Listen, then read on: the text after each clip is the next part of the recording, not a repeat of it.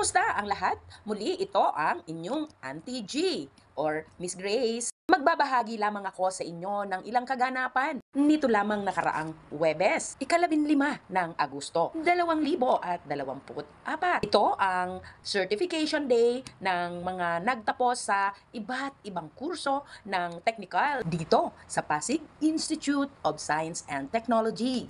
Nakuha na naman natin ang ilang kaganapan. Panauhing pandangal sina Mayor Vico Soto, Vice Mayor Dudut Jaworski, Kagawad Angelo De Leon, at ang asawa ni Congressman Romana Sesialani. Napakarami nga ng mga nagtapos ng iba't ibang kurso dito. Mayroong 1,514 na bilang ng mga nagtapos sa iba't ibang kurso. Kaya napakatagal niyan bago natapos. Buti na lang meron silang sinupply na snacks na pwede namin kainin habang naroroon pa sa loob ng auditorium ng Rizal High School.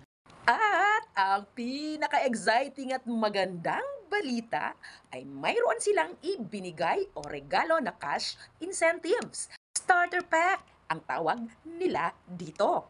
O di ba ang saya? Kaya salamat sa Diyos, salamat din sa pamunuan ng Pasig Government. Salamat sa panonood. I-follow niyo po ako, i-like ang video, mag-komento at i-share na rin po upang sa ganon marami ang marating ng ating mga palabas.